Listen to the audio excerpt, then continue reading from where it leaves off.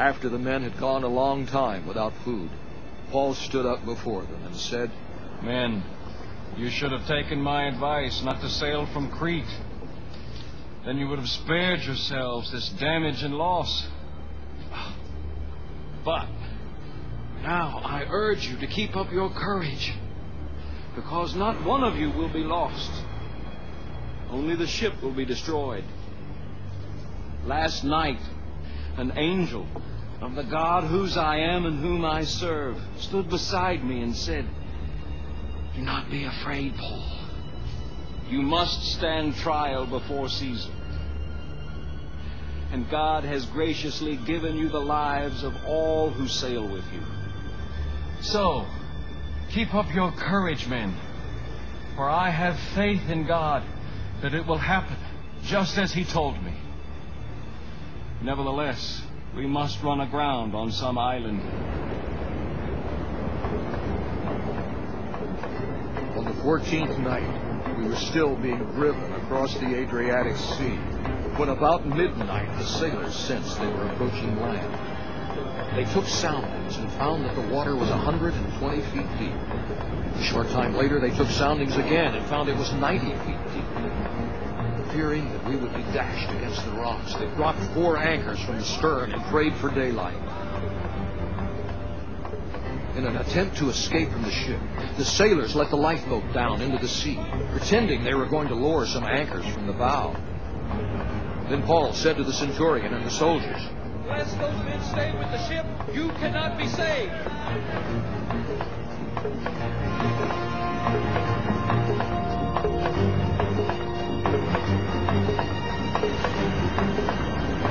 So the soldiers cut the ropes that held the lifeboat and let it fall away.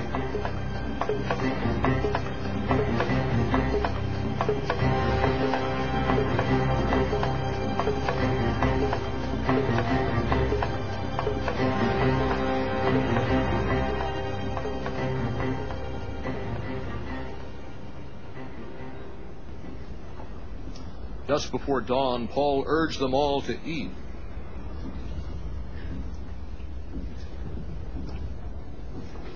For the last 14 days, He said, you have been in constant suspense and have gone without food. You haven't eaten anything. Now, I urge you to take some food. You need it to survive.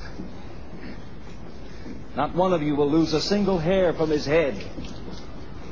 After he said this, he took some bread and gave thanks to God in front of them all. Then he broke it and began to eat. They were all encouraged and ate some food themselves. Altogether, there were 276 of us on board. When they had eaten as much as they wanted, they lightened the ship by throwing the grain into the sea. When daylight came, they did not recognize the land, but they saw a bay with a sandy beach, where they decided to run the ship aground if they could. Cutting loose the anchors, they left them in the sea and at the same time untied the ropes that held the runners. Then they hoisted the foresail to the wind and made for the beach. But the ship struck a sandbar and ran aground. The bow stuck fast and would not move, and the stern was broken to pieces by the pounding of the surf. The soldiers planned to kill the prisoners to prevent any of them from swimming away and escaping.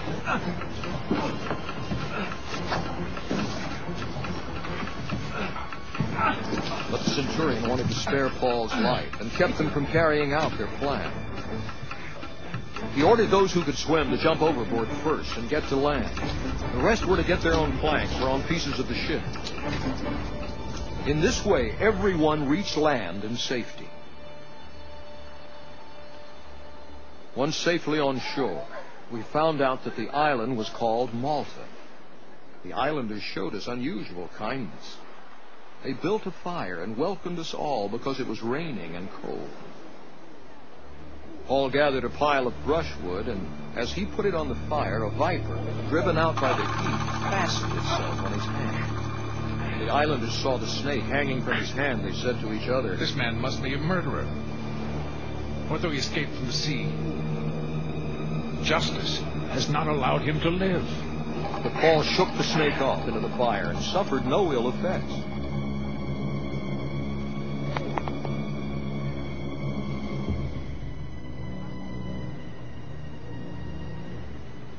People expected him to swell up or suddenly fall dead. But after waiting a long time and seeing nothing unusual happen to him, they changed their minds and said he was a god. There was an estate nearby that belonged to Publius, the chief official of the island. He welcomed us to his home and for 3 days entertained us hospitably. His father was sick in bed, suffering from fever and dysentery. Paul went in to see him, and after prayer, placed his hands on him and healed him.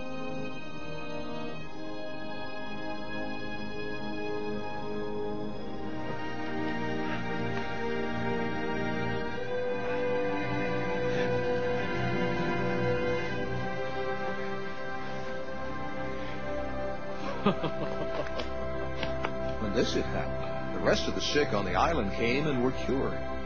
They honored us in many ways. And when we were ready to sail, they furnished us with the supplies we needed. After 3 months, we put out to sea in a ship that had wintered in the island. It was an Alexandrian ship with the figurehead of the twin gods, Castor and Pollux. We put in at Syracuse and stayed there 3 days. From there we set sail and arrived at Rhegium. The next day the south wind came up, and on the following day we reached Puteoli. There we found some brothers who invited us to spend a week with them. And so we came to Rome. The brothers there had heard that we were coming, and they traveled as far as the Forum of Appius and the 3 taverns to meet us. At the sight of these men, Paul thanked God and was encouraged. When we got to Rome, Paul was allowed to live by himself with a soldier to guard him. 3 days later, he called together the leaders of the Jews.